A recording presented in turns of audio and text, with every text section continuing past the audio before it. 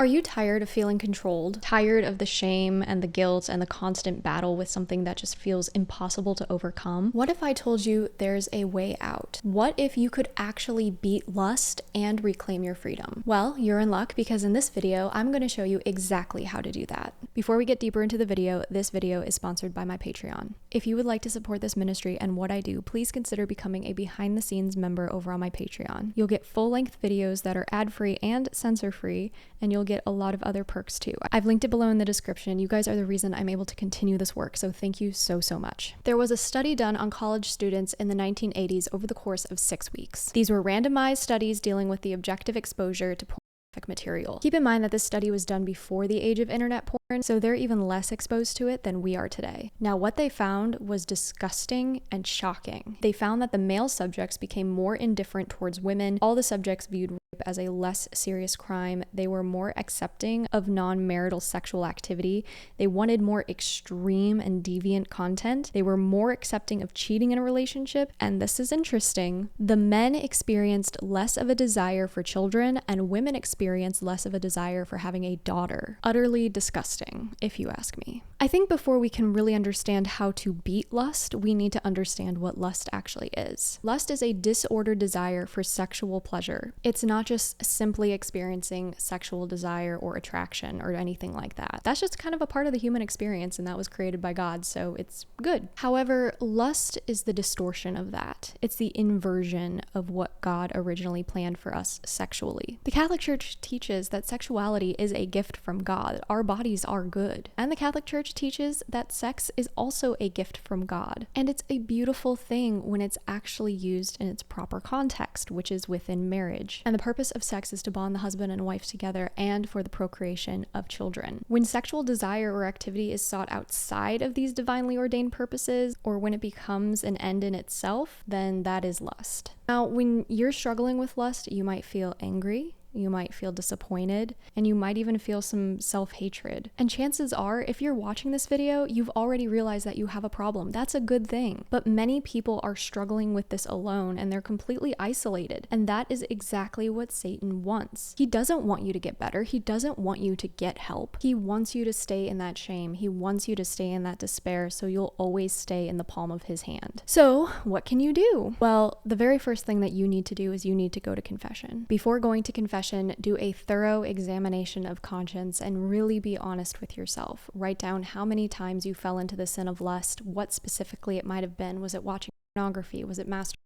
Do not be ashamed. Confession is a beautiful gift and act of mercy from God. That is where we come back to God like the prodigal son comes back to his father. Do not view confession as this place of judgment. That is exactly what the devil wants you to view confession as, so you never get absolution and you never gain that friendship with Christ again. Don't listen to the devil. And if you have trouble finding a good examination of conscience, I am linking one below in the description. Feel free to use it completely free. Go to confession, confess this addiction, and receive Jesus in the Eucharist in a state of grace. This is going to offer you so much healing. This is going to be one of your best weapons for all different types of sin, but especially for lust. The next thing I'm going to need you to do is to get an accountability partner. This ideally will be the person of the same sex as you, and definitely not a family member. Ideally, it would be a priest, but if you have a friend who's really strong in the faith or somebody that you really look up to, you can ask them to be an accountability partner for you. This is someone who you can discuss this issue with, and they will check in on you, they'll support you, and they'll pray with you as you go about trying to beat this addiction. And they're also going to be the ones who set the passwords on your web blockers and your app restrictors, which is my next tip. Web blockers. Web blockers are going to be your best friend. But let me be clear when I say this. You cannot set the password. In a moment of weakness, it is so easy to just tap in that password and then spiral all over again. So just do yourself a favor, hand your phone over to your accountability partner, let them set the password. Bada bing, bada boom. There are some really great apps out there like Covenant Eyes that specializes in this type of program. I'm linking them below in the description, so definitely go check them out and see if they're able to help you. I actually just did a podcast with them recently, so check that out too. I'll link it below too. Okay, the next thing I'm going to say is going to be very important, so listen up. Focus on your victories, not on your failures. If you slip up, Go to confession, begin again. Do not get wrapped up in that self-pity party, wallowing type of thing. Nuh-uh. We're not doing that here, okay? We slip up, we're human, we make mistakes, we got to get back up, dust ourselves off, and begin again. Because keep in mind, this is not going to be just like an overnight change and all of a sudden you're like this perfect saint who has no vices or sins at all. That's just not really how this works. I would highly suggest writing down your long-term goals in a journal so that you can document it. It's a great way to be able to see your progress and to look back over the years and see how far you've come. I've done this. It has been really, really helpful to see where I started and then to see where I am now. It gives me so much motivation to keep pushing forward. But over time, you're going to realize that you're getting stronger while combating lust, and grace will build upon virtue as you continue going to confession and receiving communion in this state of grace. Okay, now you have a great idea of where to start if you want to beat your lust addiction. I'm going to continue with a few more ideas, but first, you might be asking, but what happens if I do slip up? I know I said not to focus on the negatives, but I was also where you are, and I know how difficult and disheartening it can be to mess up. I can't tell you guys the amount of times that I cried at night when I slipped up thinking I was over it and I was strong enough, but in reality, I got a little too cocky and a little too confident in my ability to fend off lust. I didn't realize that I still needed to heal, and I actually had a very long healing journey ahead of me. I mean, this was addiction I had for over 8 years. It wasn't just going to go away overnight. And I'll be honest, that was a really hard pill to swallow because I really wanted it to be an overnight change. That's just not how addictions work, guys. So if you slip up, again, get up, dust yourself off, go to confession, and begin again, as Taylor Swift says. But I also need you to answer this hard question if you're continuing to slip up. And this one's going to be rough. So I apologize in advance, but it's something you do need to ask yourself. Are you seriously and genuinely wanting to defeat this addiction and change? Change is not easy. It takes time and it takes commitment and dedication. We fall, we get back up again. But the reason you need to ask yourself this is because many people feel pressured to quit from other people, society, the church, whatever. But your disposition of heart might not want to actually change. And that is something you need to wrestle with God. I knew two guys. Okay, I dated both of them, obviously in very different parts of my life. But something that was consistent was lust. I begged one of them to quit watching porn, and he said yes at first, but then that yes quickly turned to a no when he realized he liked the way it made him feel, and then he had absolutely no intention of actually quitting. The second guy told me that he quit watching pornography, but his actions clearly painted a different story. And sure enough, over time, it was revealed that he did not actually quit watching porn, and he was just a lot better at hiding it. The one common denominator here is that they did not want to quit. They just felt pressured by me. So be honest with yourself here, pray for purity of heart, and I personally found prayer journaling to be very therapeutic for this situation. And like I said, it's just a great way to kind of document your journey and look back and see how far you've come. But don't give up if you truly want to beat this addiction. Keep fighting. God will give you those graces that you need to beat this. Just keep asking and keep going. Another thing I really want you to do is pay attention to your triggers. What happens right before you struggle with lust? Is it social media? Is it having your phone in your room at night? Maybe it's some sort of music or TV show or movie that you're watching or listening to. Does it happen after something stressful? Really look into your life and try to diagnose what these triggers are, where they're coming from, and how to intercept them before they become a problem. As Proverbs states, "He who plays with fire will get burned." Once you figure out what those triggers are, we are going to redirect all of that energy you have that sometimes goes into lust into something a lot more productive. For example,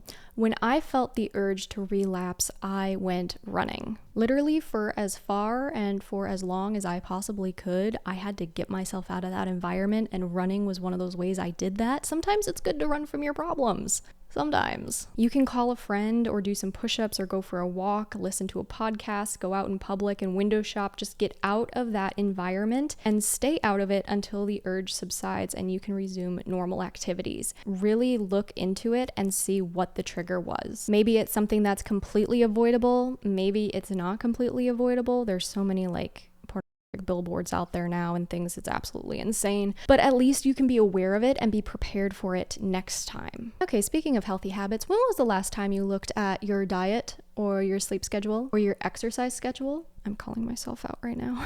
In an article posted by Fight the New Drug, which I highly suggest you go and check them out. I am linking them down below. They will help you just so much. So many articles, so many great videos. Okay. They correlate porn addictions with poor sleep, bad diet, and little to no exercise.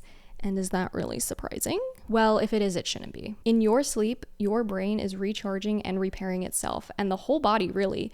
But when we lack sleep, we lack the ability to think clearly and to reason. This is why people who struggle with a pornography addiction tend to backslide at night. So keep those phones out of your room. Food plays a role in this as well. When we aren't fueling our bodies enough or with good things, like drinking Pepsi all the time or just constantly eating genetically modified food that basically hardly resembles food when it enters our stomach, it's no wonder that our body doesn't run well. So pay attention to what you're eating and how it's making your mind and your body feel. I love this next one. Sitting is the new cigarette, I say as I'm literally sitting on the couch for the next hour talking at a camera. Our bodies were not meant to be sitting for hours and hours in an office or on a couch or in the car. We're meant to run, to move, to get our heart rate up, to actually use our muscles. I cannot tell you guys the happiness I felt when I finally hit a runner's high and I felt like I could just run and run. I was never out of breath. I felt like my body was so powerful. It was so crazy. I started realizing that the heavier I lifted and the more that I pushed my body, the happier I actually felt because that dopamine was being released. And yes, I didn't overdo it. I obviously allowed time for my body to rest and recoup because that is also a huge part of taking care of our bodies, is allowing them to rest. But yeah, I mean, exercise is underrated when dealing with lust addiction. And not to mention, exercise increases neurogenesis. That's just a fancy word for like the birth of new brain cells. Another thing you need to do when struggling with a lust addiction is to immerse yourself in scripture and prayer. Here's the thing, okay? Satan loves idle hands and a noisy mind. He likes the fact that the world is so noisy, we can't hear God's voice unless we actually carve out time for God. And Satan likes it when you don't have hobbies or anything better to do, because then he can use that to his advantage. There's actually this quote that I absolutely love from St. Jerome, and he says, "Never take your hands or eyes off your book. Learn the Psalms word for word. Pray without ceasing. Be alert, and don't let vain thoughts lay hold upon you. Direct both body and mind to the Lord. Overcome wrath by patience. Love the knowledge of Scripture, and you will no longer love the sins of the flesh." St. Jerome dropping some truth bombs. Now, the next thing I'm going to mention is going to help you weed out this addiction better than almost anything else. This video was made possible thanks to my Jude Crew over on Patreon. I would specifically like to thank Jude Crew Plus.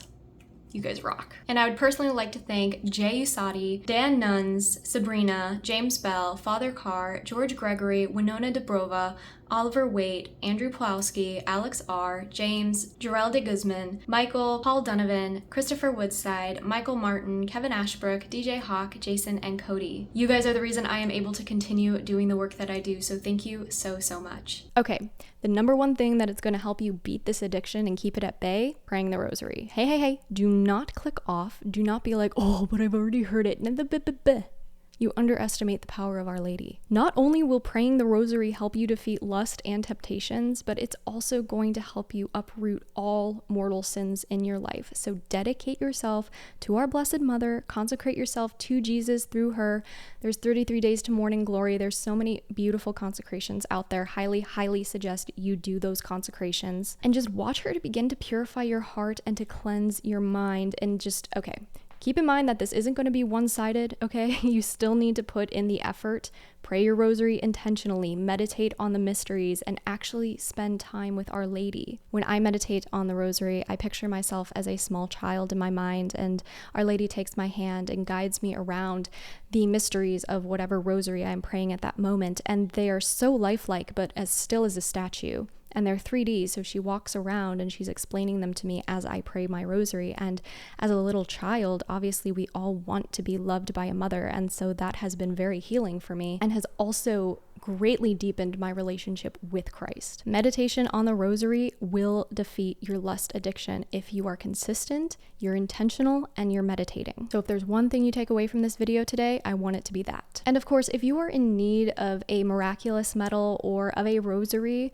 Blessed Is She does have a fabulous collection, and there's even some for the men. I'm linking it below, and you guys can use my code AMBER10 at checkout or use the links that I have down there. And yes, the men's miraculous medal models are very manly and they look so cool. Another thing you can do is dive into the virtue of chastity. Sadly, chastity gets a bad rap. A lot of times, chastity is just misunderstood as being like prude or, not having any type of sexual desire whatsoever. But really what it is, according to the Catechism of the Catholic Church 2337, it is successful integration of sexuality within the person and thus the inner unity of man in his bodily and spiritual being. So what does that mean? So basically that just means that one's sexual desires and impulses are made through the use of reason, faith, and love rather than, being allowed to operate in a disordered or emotional or uncontrolled manner. And if you're serious about uprooting lust from your life and a lot of other mortal sins, you are going to have to get used to self-denial and sacrifice. Basically, if you want to tame the wild stallion of your flesh and bring it under the bridle of self-control, then you need to practice fasting,